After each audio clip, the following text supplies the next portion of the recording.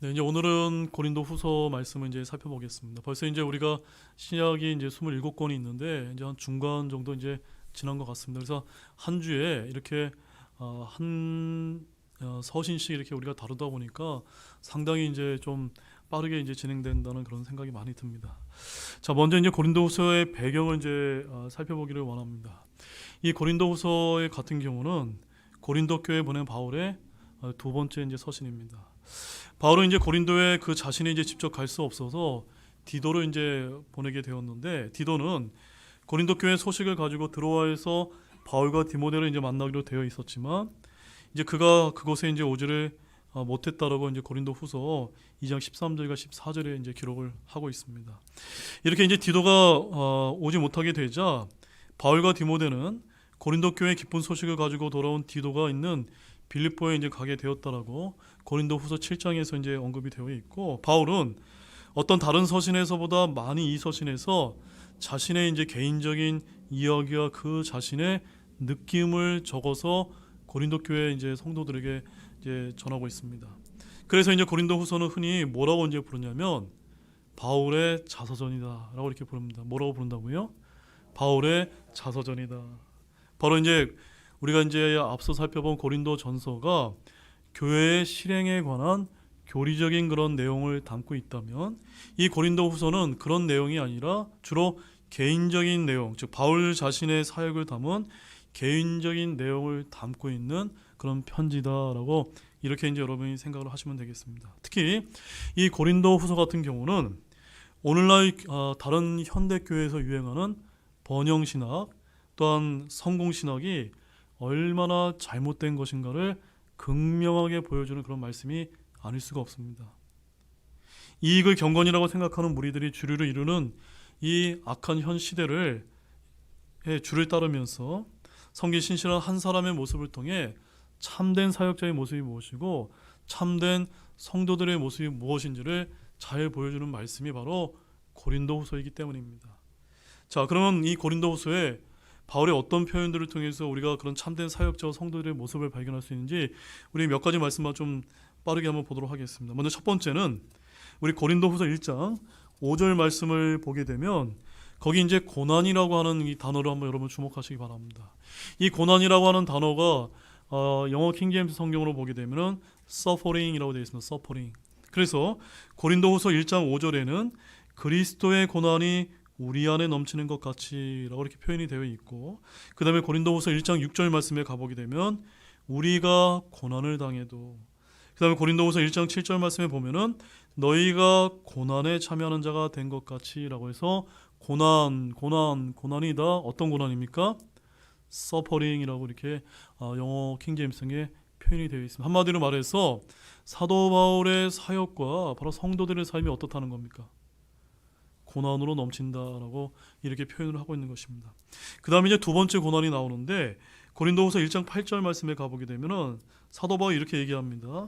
형제들아, 아시아에서 우리에게 닥친 우리의 고난에 대하여 너희가 모르기를 우리가 원치 아니하노라라고 해서, 여기 나와 있는 이 고난은 앞서 얘기했던 고난과 좀 다릅니다. 여기 나와 있는 고난은 영어 킹제임스 성경을 가보게 되면 trouble이라고 되어 있습니다.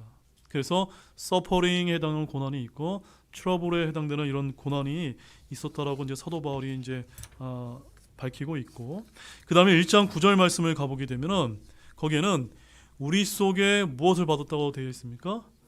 죽음의 선고를 받았다 하니까 얼마나 힘들었다는 것을 여기서 이제 우리가 알 수가 있습니다. 그 다음에 고린도후서 2장 4절 말씀을 가보게 되면은 앞부분에 이렇게 기록이 되어 있습니다.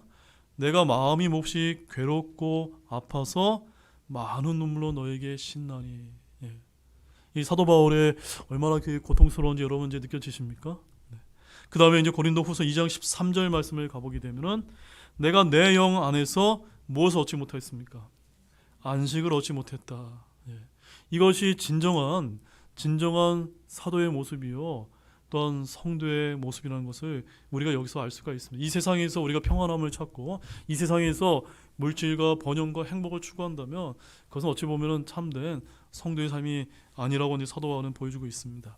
자, 2장 16절 말씀에서는 어떤 냄새가 이제 풍긴다고 얘기하고 있습니까? 한 부류에게는 우리가 사망에 이르게 하는 사망의 냄새요. 이 사망이 누구에게 풍긴다는 겁니까? 사도 바울의 일행에게서 이런 냄새가 이제 풍겼다는 겁니다. 왜? 늘상 이제 죽음의 위협에 이제 도사리고 있었기 때문에 이런 냄새가 풍겼다는 겁니다. 그 다음에 고린도후서 4장 7절 말씀에 보면은 그러나 우리가 이 보배를 질그릇 안에 가지고 있나니라고 합니다. 보배, 이 보배는 바로 믿음이요 또 예수 그리스도요 성령이라고 볼 수가 있는데 이런 것이 어디 안에요? 우리 질그릇 같은 이런 아주 연약한 이런 몸 안에 지니고 있다는 것입니다. 자, 그 다음에 고린도후서 4장 8절에서 9절 말씀 보십시오. 거기 이제 먼저 8절 말씀에 보면 우리가 사방에서 무엇을 당해도요? 고난을 당해도라고 되어 있고, 그 다음에 고린도후서 4장 9절 말씀에 핍박을 받아도, 그 다음에 거꾸로 팀을 당해도, 고난과 핍박과 거꾸로 트림이 그의 삶에 계속 서 있었다는 점입니다. 그 다음에 4장 11절 말씀에 보게 되면 어디에 넘겨졌습니까? 항상 죽음에 넘겨졌다. 앞부분에 읽어보게 되면 살아있는 우리가 누구 때문에? 예수님으로 인해서 항상 죽음에 넘겨졌다는 겁니다. 저와 여러분이 이런 삶을 살고 있습니까?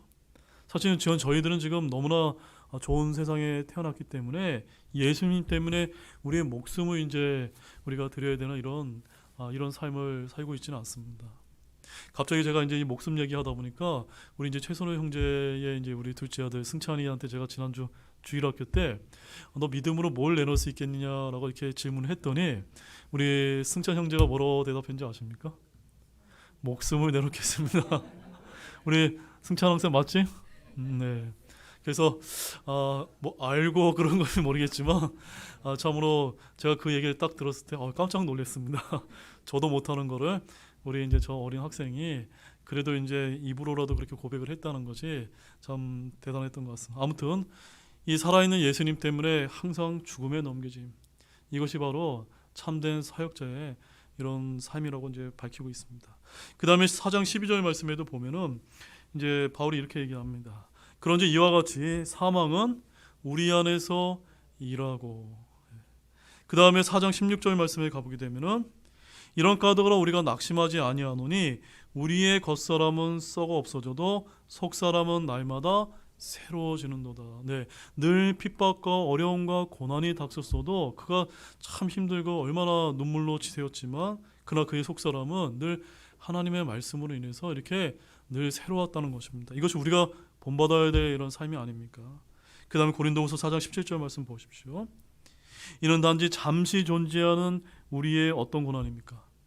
가벼운 고난이다. 네, 멋지지 않습니까? 네, 잠시 존재하는 겁니다. 그러나 우리의 영혼의 삶은 어떻습니까? 우리가 살아가는 이 삶에 비하면 이 영혼의 삶은 정말 비교할 수 없을 정도의 아주 잠시 정말 존재하는 것입니다. 그래서 우리가 지금 겪고 있는 주님으로 인해서 겪는 이런 고난은 가볍다라고 하는 것을 또 아시기를 바랍니다. 그 다음에 이제 이 고린도 후서 4장 3절에서 5절 말씀 우리 다 같이 한번 읽어보도록 하겠습니다. 사역이 비난을 받지 않게 하려고 우리가 어떤 일에도 결코 걸려 넘어지게 하는 행위를 하지 아니하며 오히려 모든 일에 우리 자신을 하나님의 사역자로 입증하되 많은 인내와 고난과 궁핍과 공경과 매맞음과 감옥에 갇힘과 소동과 수고와 깨어있음과 금식 가운데서 그리하고. 자, 말씀을 잘 보게 되면 많은 인내가 있습니다. 고난이 있습니다. 궁핍이 있습니다. 매맞음이 있습니다. 감옥에 갇힙니다. 그 다음에 금식을 합니다. 얼마나 고통스럽습니까? 이것이 사도 바울의 삶이었습니다. 여러분, 우리가 방금 이제 13가지의 이런 말씀들을 살펴봤는데 우리가 이 사도 바울의 이런 편지의 내용을 보면서 긍정적인 부분이 많았습니까? 아니면 모두 다 부정적이었습니까? 모두 다 세상 사람의 관점에서 때 다 부정적인 말뿐이지 않았습니까? 바로 이런 것이 사역자여 성도의 삶이라면 아무도 원치 않을 것입니다. 맞습니까, 여러분? 성공과 부와 복과 명예와 출세를 꿈꾸는 현대 그리스도인들에게 이런 말은 재앙이요 저주가 아닐 수가 없는 것입니다. 그러나 저와 여러분이 주목해서 성경 말씀을 정말 자세하게 우리가 살펴보게 되면은 이 단어들 옆에 동반되는 영적인 복도를 이제 발견할 수가 있습니다. 그래서 죽음 옆에는 무엇이 나온지 아십니까? 생명이 나옵니다. 고난 옆에는 무엇이 나온지 아십니까? 위로와 안위가 언급되고 있습니다. 그래서 우리가 받는 이 위로는 그냥 위로가 아니라 고난 속에서 얻는 위로라는 것입니다. 아멘이세요? 여러분, 고난이 없으면 위로가 위로 같을까요? 아니라는 겁니다. 그래서 고난 밖에서, 고난이 제거된 상태에서 받는 위로가 아니라고 이제 이야기하고 있습니다. 위로는 고난 속에서 존재함을 아시기를 바랍니다. 또한 생명은 사망 가운데서 존재합니다. 또한 보화는 질그릇 속에 이제 존재합니다. 또한 속사람은 겉사람 안에 존재합니다. 또한 강력한 능력은 약한 속에서 존재하는 것입니다. 따라서 우리가 이제 좀 소망하는 그런 은혜와 감사와 영광과 기쁨이 모두 어디에서 넘쳐나는 것입니까? 우리에게 고난이 있을 때, 우리에게 근심이 있을 때, 우리에게 죽음과 같은 그런 위험이 다가왔을 때, 우리에게 괴로움이 있을 때, 우리가 슬픔 가운데 있을 때 이런 하나님이 주신 은혜와 평강과 화평이 넘쳐날 수 있음을 여러분 믿으시길 바랍니다. 바로 이것을 위해서 지금 사도 바울이 그 문제 많았던 고린도 교회에게 위로와 격려의 편지를 지금 이제 쓰고 있는 것입니다. 이것이 이제 고린도 후서의 이제 배경이었고, 자, 고린도 후서의 중심 메시지는 우리가 앞서 살펴봤던 고린도 후서 1장 3절 말씀, 바로 하나님을 찬송할지어다. 그분은 곧 우리 주 예수 그리스도의 아버지시요 긍휼의 아버지시며 모든 위로의 하나님이시니라. 바로 긍휼과 위로 다 누구로 말미암은 겁니까? 바로 예수 그리스도로 말미암아 하나님의 긍휼과 위로가 저와 여러분에게 임할 수 있음을 믿으시기 바랍니다. 또한 고린도후서 13장 11절 말씀처럼 그것들로 형제들아 잘 있으라. 완전하게 되고 위로를 받으며 한마음이 되고 평안히 지낼지어다. 사랑과 화평의 하나님께서 너희와 함께 계시리라라고 이렇게 이제 그 13장 마지막에서 사도 바울이 고린도 교회 성도들에게 말씀을 이제 전하고 있는 것입니다. 그 문제 많고 깐난하기와 같은 그런 육신적인 그런 교회 성도들에게 이 말씀이 얼마나 격려가 되고 위로가 되었겠습니까? 그렇게 매일 다투고 매일 분열되었던 교회에 정말 한마음이 되어 평안히 지내는 것이 얼마나 감사한 일입니까? 사랑과 화평의 하나님께서 우리와 함께 계심을 늘 항상 잊지 않는 저와 여러분이 되기를 원합니다. 바로 좀 전에 살펴봤던 이 두 말씀이 고린도후서의 중심제 메시지라는 사실입니다. 그 다음에 세 번째는 고린도후서의 핵심 내용과 기록 목적을 이제 좀 보겠습니다. 자, 고린도후서의 핵심 내용은 모든 사역자들이 고린도후서를 자신의 사역 모델로 삼아야 된다는 점입니다. 무슨 말씀이냐면 흔히 이제 목회 서신을 뭐라고 우리가 이제 알고 있습니까? 디모데 전후서, 디도서를 이제 우리가 목회 서신으로 이제 많이 알고 있는데 사실은 엄밀하게 따라서 이 고린도후서가 바울이 어떻게 사역을 했는지 또 우리가 본으로 삼아야 될 사역자의 모습이 무엇인지 가장 잘 보여주는 서신이라고 우리가 이렇게 이제 부를 수가 있습니다. 바울은 주의 사역을 하면서 받은 고난과 위협은 물론이고 성도들에게 받은 오해와 죽게 받은 위로와 안위 등을 매우 상세하게 후서에서 이제 기록을 하고 있습니다. 고린도 교회는 사도 바울의 사도권을 의심하는 무리들이 굉장히 많이 있었는데 또한 바울에 대해서 어떻게 이제 비난을 했냐면 바울의 글은 힘이 있지만 말에는 형편없도다라고 이렇게 이제 비난을 했었다는 점이에요. 제가 이 사도 바울의 이 말씀을 들으면서 때로는 많은 이제 위로를 받기도 합니다. 자, 우리 고린도후서 10장 10절 말씀 한번 찾아보시죠. 우리 고린도 교회의 육신적인 우리 성도들이 사도 바울을 어떻게 이제 비난을 했는지 한번 함께 보겠습니다. 이는 그들이 말하기를 그의 편지는 무게가 힘이 있으나 그가 몸으로 우리를 마주할 때는 약하고 그의 말도 형편없다 하기 때문이라. 만약에 우리 교회 성도분들이 저한테도 이렇게 똑같은 얘기를 하신다면 굉장히 저도 아마 낙심이 이제 될지 모릅니다. 그래서 제가 이런 이야기를 이제 들을 때마다 사실 굉장히 이제 위로를 많이 받는데 이 고린도 교회는 이런 성도들이 많았다는 것이 참 얼마나 참 안타까운 일인지 모릅니다. 아무튼 바울은 이런 고린도 교회 성도들을 향해서 자신이 어떻게 이제 주를 섬기고 있고 얼마나 큰 고난을 당하면서 자신의 몸에 있는 연약한 가시가 무엇인지를 아주 진솔하게 이제 쓰고 있는 편지라는 점입니다. 자, 고린도후서 12장 7절과 8절 말씀을 보면 그 사도 바울이 겪었던 가시가 육체적인 가시가 무엇인지를 우리 함께 또 읽어보겠습니다. 함께 보겠습니다. 계시들이 넘침으로 말미암아 내가 분량 이상으로 높여지지 않게 하시려고 주께서 내게 육체 안에 가시 곧 사탄의 사자를 주사 나를 치게 하셨으니 이것은 내가 분량으로 높여지지 않게 하려 하심이라. 이 일로 인해 그것이 내게서 떠나도록 내가 주께 3번 간청하였더니. 네. 그 사도 바울이 그렇게 주님을 위한 아주 훌륭한 사도여 이런 그리스도임에도 불구하고 그 안에 무엇이 있었습니까? 정말 고칠 수 없는 육체적인 어떤 질병과 같은 엄청난 가시가 있어서 이것을 고쳐달라고 몇 번 간청했습니까? 3번이나 주님께 간절하게 간청을 했는데 주님께서 고쳐주셨습니까? 안 고쳐주셨습니까? 고쳐주지 않았다는 점입니다. 네. 우리가 이것을 항상 잘 기억을 해야 됩니다. 우리가 기도한다고 모든 질병이 다 고침을 받는 것은 아니라는 점. 특별히 사도 바울 같은 이런 믿음을 가진 사도가 기도했음에도 하나님께서는 너에게는 그런 육체적인 질병이 필요하다라고 말씀하고 있지 않습니까? 우리가 이런 점을 또 잘 이해하시기를 바랍니다. 그래서 인간의 연약함, 또 영적인 능력, 뜨거운 사랑, 상처받은 감정, 또한 책망, 또한 겸손, 연약한 자들을 돌보는 아비의 심정, 그리스도의 교회의 진보와 영적 성장을 위한 바람 등이 이 고린도 후서에 아주 잔잔하게 이제 놓아 있다는 점입니다. 바울은 바로 신약 성도들이 주를 따르는 섬기는 본보기가 되는 사람임을 우리가 믿으시길 바랍니다. 그래서 빌립보서 3장 17절 말씀에서 사도 바울은 이렇게 얘기합니다.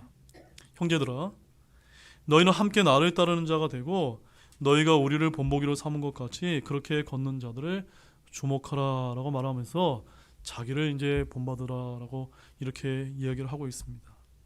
주 안에서 죽기까지 신실했던 사도 바울의 간증이요, 자서전격인 이 편지는 바로 성도들의 큰 위로와 힘을 주는 그런 성경이란 점입니다. 바울은 육체적인 고린도 교회의 분열과 갖가지 문제로 인해서 먼저 디모데를 이제 보내게 되었는데, 하지만 문제가 해결되고 바로 잡히는 것이 아니라 점점 더 악화되었습니다. 근데 왜 그런지 아십니까?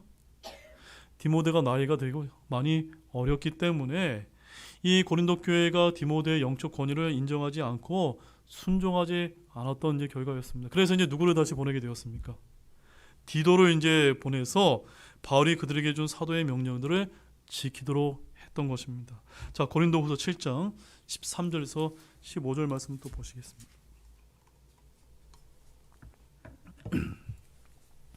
함께 읽어보겠습니다. 그러므로 우리가 너희의 위로를 받았고 참으로 디도의 기쁨으로 인해 넘치도록 더욱 기뻐하였으니 이는 그의 영이 너희 모두로 말미암아 새 힘을 얻었기 때문이라. 내가 너희에 관하여 무엇인가를 그에게 자랑하였어도 부끄러워하지 아니하노라. 오히려 우리가 너희에게 모든 것을 진실하게 말한 것 같이 우리가 자랑한 것, 즉 내가 디도 앞에서 행한 자랑도 그렇게 진실한 것으로 드러났도다. 그는 너희가 두려움과 떨림으로 자기를 받아들인 것, 즉 너희 모두의 순종을 기억하면서 자기의 깊은 애정을 너희에게도 넘치도록 기울이니라. 네. 아시겠습니까, 여러분? 디도를 통해 디도를 보냈더니 고린도 교회의 이런 영적인 문제가 점차 치유되기 이제 시작됐다는 점입니다. 그래서 바울은 사도행전 19장 23절에서 41장을 보게 되면은 에베소에서 일어난 폭동으로 인해서 그 도시를 떠날 수밖에 없게 되었다고 이제 기록이 되어 있는데, 바울은 전에 고린도 교회를 방문할 것을 약속한 바가 있었습니다. 근데 상황이 이제 여의치 않게 되자 고린도 교회 방문은 점점 연기가 되었고, 드로아에서 디도를 만나기로 했지만 이 역시 계획대로 되지 않고 곧바로 마케도니아로 이제 가게 되었습니다. 자, 고린도후서 2장 12절에서 13절 말씀을 보게 되면 제가 방금 전에 이제 소개한 그 내용이 기록이 되어 있습니다. 자, 2장 12절 13절 또 보겠습니다. 또한 내가 그리스도의 복음을 선포하려고 드로아에 갔을 때 주께서 내게 문을 열어주셨으나 내 형제 디도를 만나지 못하였으므로 내가 내 영 안에서 안식을 얻지 못하여 그들과 작별하고 거기서 마케도니아로 들어갔노라. 예. 디도를 무척 만나고 싶었는데 만났습니까? 못 만났습니까? 만나지 못하고 어디로 가게 됐습니까? 마케도니아, 여러분 나중에 이제 지도를 한번 찾아보시게 되면 이 마케도니아 안에 빌립보라고 하는 이제 도시가 이제 있으면 이제 알 수가 있습니다. 아무튼 고린도후서 1장과 2장을 이제 보게 되면은 바울이 매우 영적으로나 정신적으로 매우 힘든 시기를 보내고 있음을 우리가 이제 발견할 수가 있고, 그는 자기 안에 사형 선고를 받는 것 같다고 고린도후서 1장 9절 말씀에서 이렇게 이제 자신의 이제 감정을 이제 소개하고 있습니다. 바울은 드로아에서 하나님의 말씀을 전한 후에 마케도니아로 갔는데, 결국 바울과 디도는 어디서 이제 만나게 되냐면 7장 5절에서 6절 말씀을 보게 되면 결국 마케도니아에 있는 빌립보라고 하는 도시에서 그렇게 만나고 싶었던 디도를 이제 만나게 된 것입니다. 그때 디도는 고린도 교회가 자신의 말씀을 듣고 회개하고 순종했다고 하는 반가운 소식을 누구에게 전했을까요? 사도 바울에게 이제 전하게 된 것입니다. 그래서 이 일로 인해서 사도 바울의 마음이 어땠을까요? 너무나 기쁘고 이 디도의 말로 인해서 큰 위로와 기쁨을 받았다라고 그렇게 이제 그런 기록을 이제 하고 있는 것입니다. 자, 그 말씀 한번 찾아보겠습니다. 고린도후서 7장 5절에서 7절 말씀에 우리가 이런 이제 사도 바울이 디도를 만나서 이 고린도 교회 이야기를 들었을 때를 상상하면서 이 말씀을 한번 함께 읽어보도록 하겠습니다. 우리가 마케도니아에 다다랐을 때에 우리 육체에 안식이 없었으며 도리어 우리가 사방에서 고난을 당하여 밖에는 싸움이 있었고 안에는 두려움이 있었느니라. 그럼에도 불구하고 낙담한 자들을 위로하시는 하나님께서 디도를 오게 하사 우리를 위로하시되, 그를 오게 하신 것뿐만 아니라 그가 너희 안에서 위로받을 때 얻은 그 안위로 위로하셨나니, 그가 너희의 간절한 열망과 너희의 애곡과 나를 향한 너희의 뜨거운 마음을 우리에게 고하였으므로 내가 더 기뻐하였느니라. 여러분, 이 말씀을 보면서 사도들이나 목회자들이 얻는 가장 큰 기쁨이 무엇인지 아십니까? 그 큰 기쁨, 그것은 다름이 아니라 바로 여러분들 같은 성도분들이 진리 안에서 걷고 성장하는 것을 발견하게 될 때 큰 위로와 기쁨을 얻는다는 것입니다. 그래서 요한 3서 1장 4절 말씀 한번 찾아보시겠습니까? 요한 3서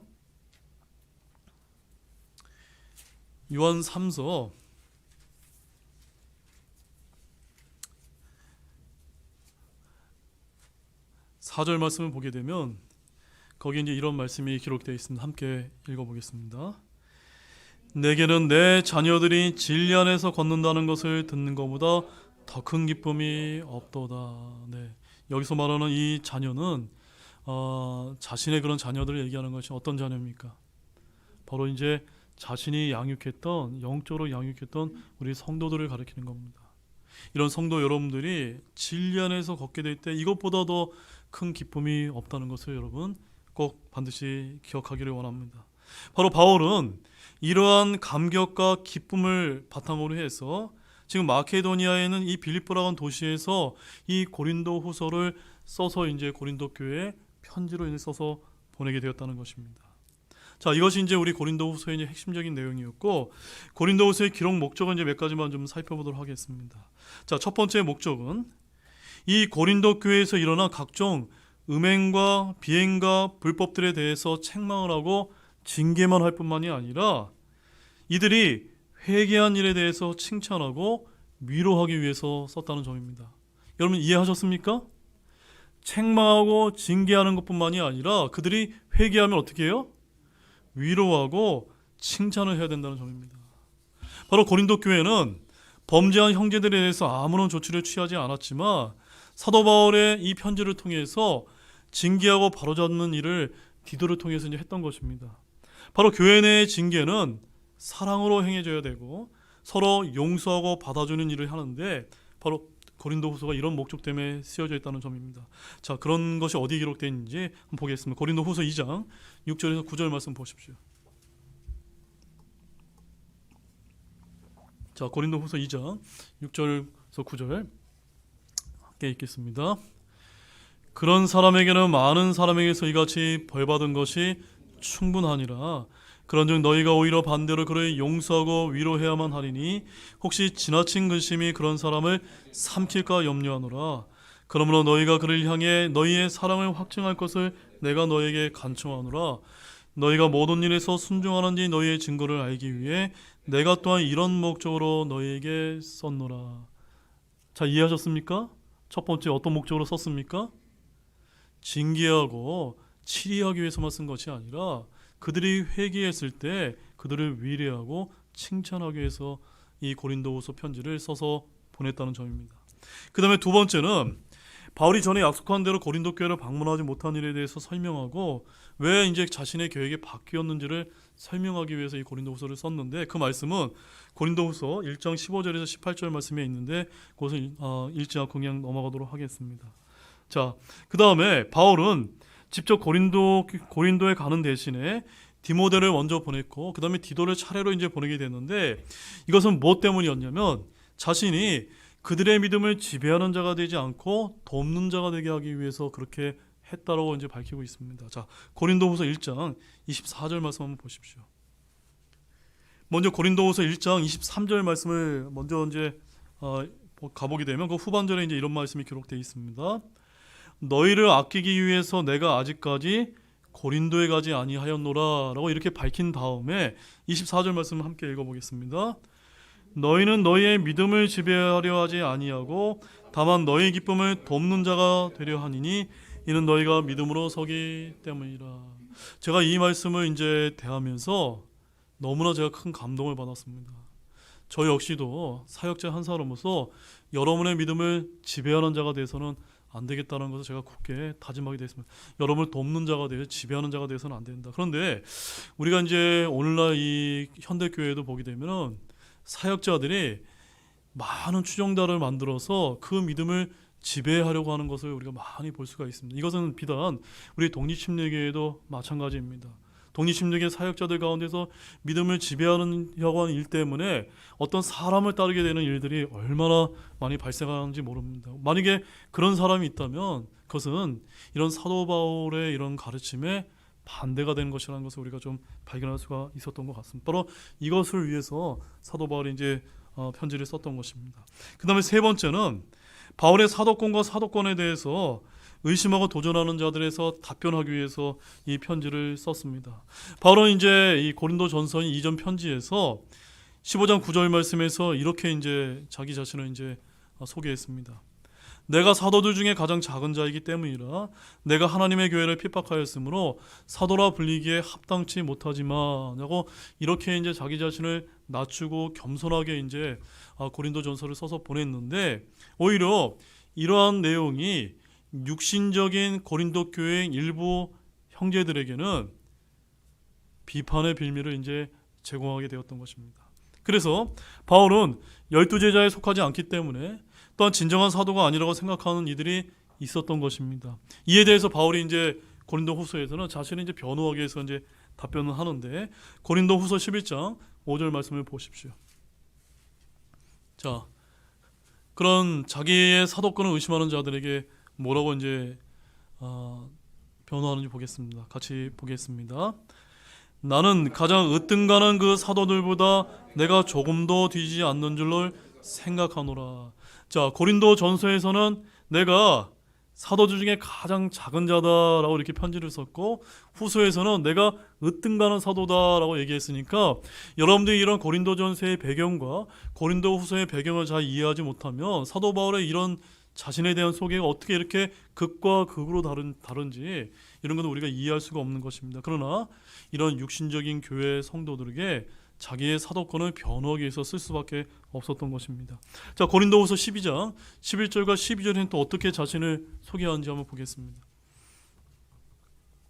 함께 보겠습니다. 내가 자랑함으로 어리석은 자가 되었으나 너희가 억지로 나에게 시켰느니라. 내가 너희에게서 칭찬을 받아야만 하리니 이는 비록 내가 아무것도 아니지만 가장 으뜸가는 그 사도들보다 어떤 점에서도 결코 뒤지지 아니하기 때문이라. 진실로 내가 너희 가운데서 모든 인내와 표적들과 이적들과 강력한 행위들로 사도의 표적들을 행하였노라. 얼마나 자신의 이 사도됨을 강력하게 이제 선포를 하고 있습니까? 바로 바울은 자기 자신이 하나님의 뜻으로 사도가 된 것을 분명하게 여기서 밝히고 있는 것입니다. 바울에게 가해지는 비판 중에 하나는 그의 글과 달리 그의 말에 매우 형편이 없었다라고 이제 비하하는 것이었습니다. 사랑하는 여러분, 하지만 바울은 결코 웅변가가 아니었습니다. 하지만 그는 말의 지혜로 이제 전하는 대신에 기도를 통해서 성령님의 권능과 확신으로 예수 그리스도의 복음을 전했던 사도였다는 점을 기억하시기를 원합니다. 바울이 복음을 전하는 동기에 대해서 의심하는 자들에 대해서 또한 답변하기 위해서 편지를 썼다는 점입니다. 자, 고린도후서 4장 1절과 2절 말씀을 보면 그런 이제 소감이 이제 잘 나타나 있습니다. 고린도후서 4장 1절 2절 말씀입니다. 함께 보겠습니다. 그러므로 우리가 긍휼을 받아 이 사역을 맡았기에 낙심하지 아니하며 오히려 정직하지 못한 숨겨진 이들을 버리고 간교하게 걷지 아니하며 하나님의 말씀을 속임수로 다루지 아니하고 도리어 진리를 드러내므로 하나님의 눈앞에서 각 사람의 양심에 우리 자신을 추천하노라. 그 다음에 이제 네 번째로는 예루살렘 교회에 이제 구제하기로 작정을 하고 실행하는 고린도 교회 성도들을 격려하기 위해서 이제 썼다는 점입니다. 즉, 저와 여러분도 가난한 교회, 또는 도움이 필요한 교회에 우리 교회에 이제 선교 헌금이 쓰여지게 되기를 진실로 소망합니다. 바로 성도들이 모금을 해서 가난한 교회와 이웃을 돕는 일은 주님께서 기뻐하시는 희생물이라는 사실을 믿으시기 바랍니다. 바로 이 고린도 교회가 매우 육신적이고 영적으로 어린아이와 같은 교회였지만 그러나 이 고린도 교회에 잘한 점이 있었는데 바로 다른 사람을 돕는 이러한 직무를 잘 수행을 했는데 이러한 점에 대해서는 사도 바울이 어떻게 했습니까? 칭찬을 이제 하고 있다는 점입니다. 바울은 겸해서 바로 헌금의 원칙과 구제의 원칙 등에서 매우 자세하게 다루고 있는 것이 또한 고린도 후서라는 것입니다. 바로 헌금은 어떻게 해야 됩니까? 자원에서 또한 마음의 정한대로 가진 것 안에서 풍성하게 드리라고 이 고린도 후서에서 기록하고 있지 않습니까? 무엇보다도 돈과 물질보다 누구를 이제 드려야 될까요? 자기 자신을 먼저 주님께 드리는 것이 매우 중요하다는 것을 또 아시기 바랍니다. 자, 고린도 후서 8장 5절 말씀을 또 보십시오. 고린도 후서 5장 8장 5절입니다.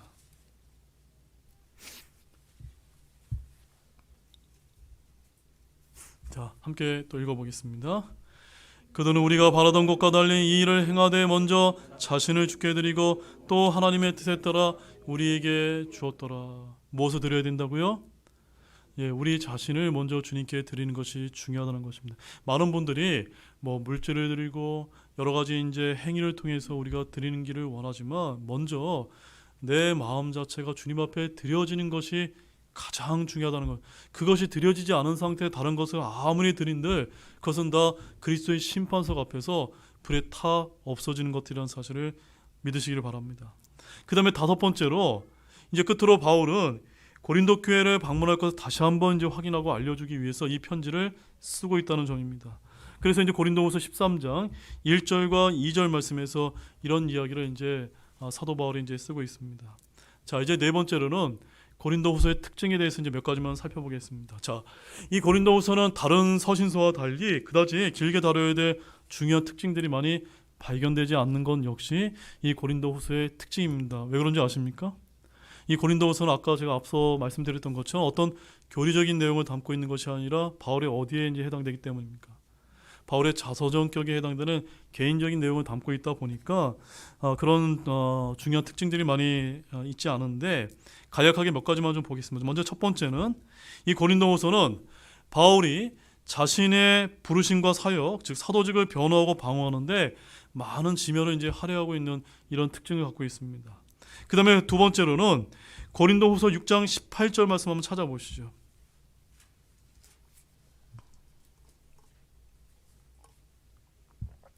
고린도후서 6장 18절 말씀을 가보게 되면은 그 말씀 한번 읽어보겠습니다.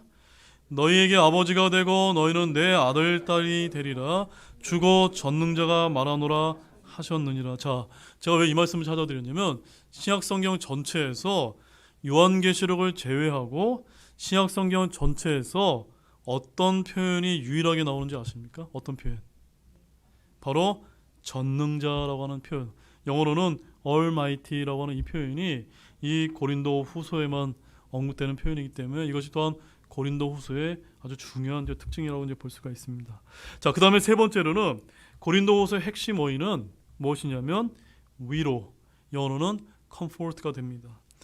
고린도후서 1장 3절에서 7절 말씀을 보게 되면 여기서 위로라고 하는 단어가 무려 10번이나 이제 언급되고 있는 것을 우리가 볼 수가 있습니다. 한마디로 이 고린도후서는 어떤 편지라고 볼 수가 있습니까? 위로의 편지다. 그냥 위로가 아니라 바로 하나님이 주시는 위로의 편지다라고 우리가 이렇게 볼 수가 있습니다. 왜냐하면 바로 사역자와 성도의 삶은 이 세상에서의 번영보다는 그리스도의 고난이 있기 때문인 것입니다. 그 다음에 네 번째로는 고린도후서에는 가장 많이 등장하는 이 단어가 무엇인 줄 아십니까? 가장 많이 등장하는 단어. 그것은 바로 자랑입니다. 자랑. 자, 총 23구절에 걸쳐서 나오는데 한 구절만 보겠습니다. 고린도후서 12장 1절 말씀 보십시오. 고린도후서 12장 1절 말씀입니다. 고린도후서 12장 1절 말씀 함께 우리 읽어보도록 하겠습니다. 내가 자랑함으로 어리석은 자가 되었으나 너희가 억지로 나에게 시켰느니라. 내가 너희에게서 칭찬을 받아야만 하느니 이는 비록 내가 아무것도 아니지만 가다 으뜸가는 사도들보다 어떤 점에서 결코 뒤지지 아니하기 때문이라라고 해서 자랑에 대해서 언급하고 있는 이런 말씀을 이제 우리가 볼 수가 있었습니다. 자, 이제 다섯 번째로 이 고린도후서의 구절을 보겠는데 고린도후서는 1장에서 7장까지는 하나님의 위로에 관한 말씀을 이제 담고 있고 그 다음에 이제 고린도후서 8장에서 9장까지는 그리스도인의 연보, 바로 헌금을 드리는 문제에 대해서 다루고 있습니다. 그 다음에 10장에서 13장은 바울의 사도직에 대한 자기 변호를 이제 담고 있어서 크게 이 고린도후서는 세 파트로 이제 말씀이 나눠져 있다는 점입니다. 자, 여기까지가 이제 우리가 간략하게 이제 고린도후서의 개요를 살펴봤고 몇 가지만 이제 복습을 좀 해보도록 하겠습니다. 먼저 첫 번째, 고린도후서는 전서 어떻게 다루고 흔히 바울의 무엇이라고 이제 부르게 됩니까? 네, 바울의 자서전이라고 이제 부릅니다. 전서는 어떤 내용을 담고 있습니까? 교회에 관한 실행적인 교리적인 내용을 담고 있다면 후서는 바울 자신의 사역에 담은 개인적인 내용을 담고 있기 때문입니다. 그 다음에 두 번째로는 우리가 고린도후서를 오늘날 유행하는 번영신학과 성공신학이 얼마나 잘못된 것을 잘 보여주는 책이다라고 이제 설명을 드렸는데 그 이유에 대해서 무엇 때문이라고 제가 말씀을 드렸습니까? 바로 사역자와 성도들의 삶에는 무엇이 많습니까? 고난이 많다라고 해서 총 13가지를 이제 제가 언급을 했고 바로 서퍼링에 해당되는 고난이 있고 트러블에 해당하는 고난이 있습니다. 그 다음에 뭐 죽음의 선고, 사망의 냄새 등 이 신실한 사역자의 삶에 이런 것들이 많을 수 있음을 보여주는 책이기 때문에 오늘날 예수 믿으면 모두 복 받을 수 있습니다. 예수 믿으면 돈을 많이 벌게 되고 직급이 높아집니다라고 하는 이런 가르침은 성경적인 것입니까? 아닙니까? 그것은 성경과 반대로 가르치는 것이다.